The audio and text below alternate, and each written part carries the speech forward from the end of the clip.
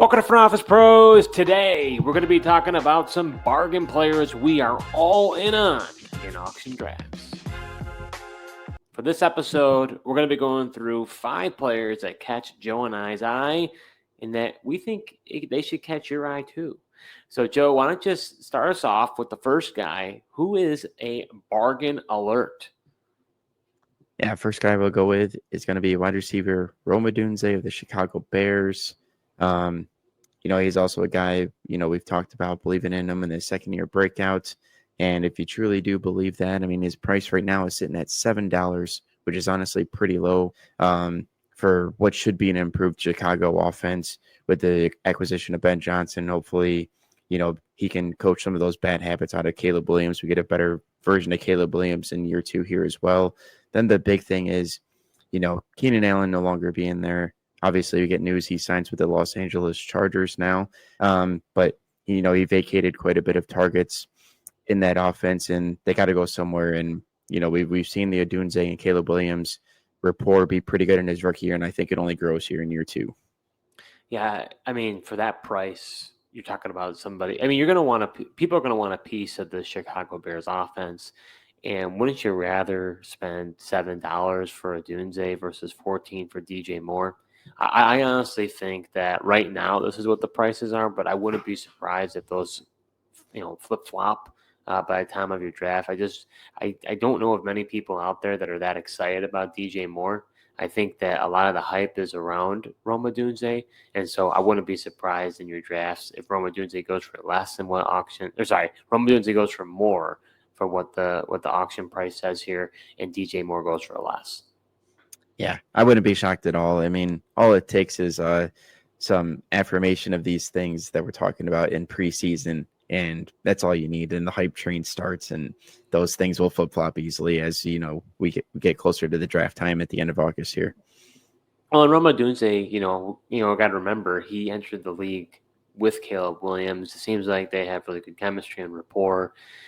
I think that Caleb is going to be a little shaky this year, to be honest with you. I think that there's going to be some growing pains in that offense with Ben Johnson and him. However, I do think that even Ben Johnson has gushed about Rome Odunze as well. So to me, everything points to Rome Odunze being a bargain at this point for the price that it is right now.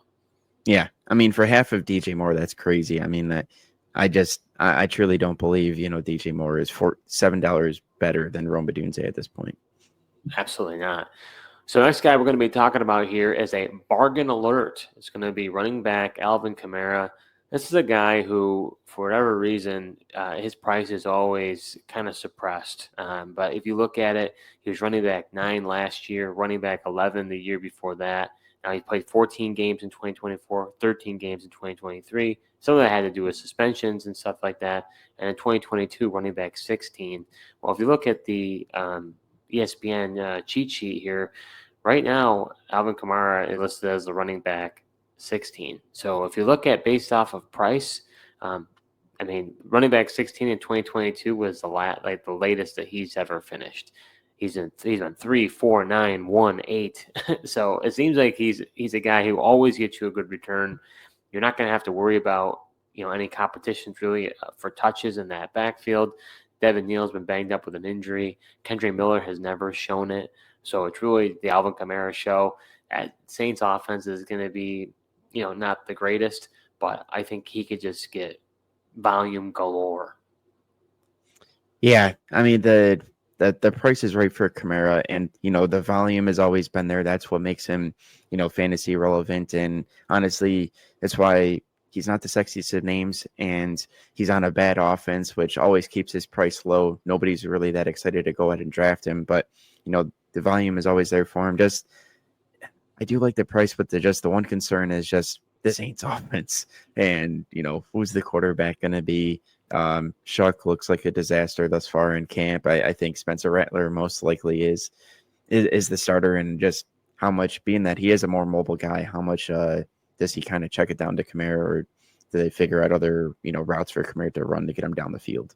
Well, I think $19 is baked into the price, right? Because of the Saints offense, and who knows, because people like yourself and even me, right? We're not in love with the Saints offense. So could he go for even less? I just don't see him as a guy as people are targeting. So it'll be interesting to see where he goes in your drafts, but I think he's going to be a bargain. Yeah, he should be. I think you paid like $20 for him last year in my league, and obviously he returned well on that value there. Absolutely, and I wish I hadn't traded him. I might have been a lot better. I decided to cash in on that, and that was a mistake. For sure. All right, Joe, who's the next guy we got here as a bargain alert? All right, the next guy we're going to go with is wide receiver Ricky Pearsall out of San Francisco. And, this guy is a bargain. Another guy heading into his second year, could be a second-year breakout in the San Francisco offense. Somebody's going to need to break out of this offense. Deebo Samuel's no longer there, vacating decent amount of targets there. Juwan Jennings has been banged up. I understand that Ricky Pearsall has also been banged up thus far, but currently his auction value price is sitting at $2. Which is really inexpensive for a piece of this San Francisco offense, which, with the return of Christian McCaffrey, if he's able to stay healthy, should be a better offense this year. And one that, somebody's got to, like I said, somebody's got to emerge, take over that Debo role. Will it be Jennings? Could it be Pearsall in his, second year here? I think there's good potential for that. Yeah, I mean, it was really encouraging to see what he did at the end of the year. Against Detroit, had 10 targets, 8 catches, 141 yards, and a touchdown. And then the last week of the season against the Cardinals, 8 targets, 6 catches, 69 yards, and a touchdown. I think that's one of those things at the tail end of the season we start to see him come into life, and that's encouraging. We're expecting that to possibly continue on in the next season. Brandon Ayuk, he's still recovering, going to be on the PUP list. Deebo Samuel is no longer there. This San Francisco offense is going to look entirely different. Let's not forget they drafted Ricky Pearsall in the first round because they were getting him prepared to be able to get into this role. Juwan Jennings is banged up. I just think it's a great opportunity for Pearsall. And let's not forget, he unfortunately had that gunshot incident, and so he missed training camp time. This time he's actually going to be getting those reps in training camp, which I think you and I both believe are very pivotal to get players in football shape and just be mentally prepared for the season. Yeah, physical shape, and like you said, just those reps, especially just being such a young player and a rookie. Like you said, it was a very unfortunate what happened to him and caused him to miss all that camp time and start of the season. But really, I feel like hampered his development in his rookie season. That's why this year, like you mentioned, the full camp, he should be a lot better. And funny, I didn't. Good thing you mentioned Ayuk. I mean, I just pictured him out of the picture because I don't want any part of Brandon Ayuk. I mean, we've seen it before. These guys miss in the beginning of the season. They try to come back, probably have another soft tissue injury, miss more games down the road. So I don't really worry about Ayuk being a factor of stealing some targets there. And only $2, right? Exactly. Only $2 to get Pearsall. Just as a bargain. So next guy we're going to be talking about is a guy who I've always had affinity for, Joe. Now he's on a different team. That's going to be wide receiver George Pickens, now of the Dallas Cowboys. Only $9 for his auction price. The question is, are you a believer in Brian Schottenheimer's offense now with the Cowboys? A pretty out of the blue head coaching signing. When they decided to fire Mike McCarthy, we didn't really know who they were going to replace him with. And I think there are a lot of people who are underwhelmed with the idea of just promoting Brian Schottenheimer. But if you are a believer in what he's doing, I think this Cowboys offense has the opportunity to be explosive, so that as Dak Prescott can stay healthy. I think this is one of those things, and I don't know. I'm still working through my projections here, but I'm kind of torn. Like, is this going to be a Chase Higgins situation where Chase is clearly the number one guy, but Higgins is also like on the borderline of a wide receiver one? Or do we see Pickens taking away from Lamb? Is Lamb clearly going to be the number one guy? Is it going to be a 1A, 1B situation? Lamb hasn't, to my knowledge, I mean, even when Amari Cooper was there, I think when they were both there, that was early on in Lamb's career. So I'm kind of curious to see what this ends up, how this affects Lamb's value as well. Because I think Pickens could have, they don't really, they have Tolbert and he's okay. And Ferguson's okay as well. But I think a predominantly amount of the targets share is going to go to Pickens and CeeDee Lamb. Yeah, I definitely think this, like you mentioned, as long as Dak is able to stay healthy, I think this has the potential to be a Chase Higgins type of offense and opportunity for these guys. I think obviously Lamb will still be the wide receiver one there. I don't know how much Pickens eats into him. I think they both can go out there and have really good seasons. And the fact of the matter is, Cowboys really aren't going to be able to run the ball. The backs that they have are just not good. Offensive line, got worse as well. Their defense also sucks. I feel like they're going to be behind and having to throw a lot. So really, the passing volume just being up so much, and as long like I said, Dak's able to stay on the field. I mean, the potential of Lamb and Pickens in his offense is very high. At least the Cowboys will be interesting to watch because it is a reality that they just get primetime slot games or in prime games, and I don't like the. I mean, I don't hate the Cowboys by any means, but it's like if they're going to be on, let's at least be entertaining games and not be a snooze fest. Yeah, I agree. That's why, we got to hope Dak stays on the field and is able to, sling it to these guys on the outside. Even though latest news is, I guess, Joe Milton is absolutely putting on a show in training camp in Dallas. So maybe if Dak does go down, maybe it won't hamper that offense too much. That's true because I mean you have to deal with like a Cooper Rush, and let's not forget Cowboys have had a rich history of having. And I'm not saying this is going to happen, but I would not say it's out of the realm of possibility. You look at guys like Dak Prescott. I think he was a 4th-round pick. Tony Romo was undrafted. These guys who eventually had opportunities, to become the starter. If Dak Prescott gets injured again and has a season-ending injury. Now, mind you, he has a ton of guaranteed money. But if Joe Milton, really starts to ball out and plays really well, it's not out of the question that, that situation has arisen before. I'll just say that. Yeah, no, the track record is there for the Cowboys 100%. I understand what you're saying. All right. So, Joe, who's the last guy we're going to be talking about here as a bargain alert? Yeah, the last guy we're going to go with is going to be running back Tank Bigsby of the Jacksonville Jaguars. Tank in, Joe. Move the Tank in. Yes, you are right. Tank's coming through. Tank's coming through. I mean, training camp, that's what everyone's saying. Tank Bigsby looks the best. I know not too long ago we were excited about Travis Etienne, but looking like people like Tank Bigsby down there. And but it hasn't affected his auction price lately. He's still sitting at $2, which is why we think he's a value.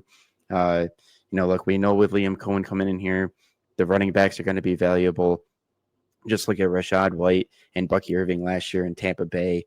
And, with everyone expecting last year Travis Etienne to return on his, big 2023 season, Bigsby was just the more efficient player. I mean, he was averaging 4.6 yards per carry, which was far better than Travis Etienne, who was, I want to say, just over 3, maybe like 3.7 yards per carry last year. I'll check that right now.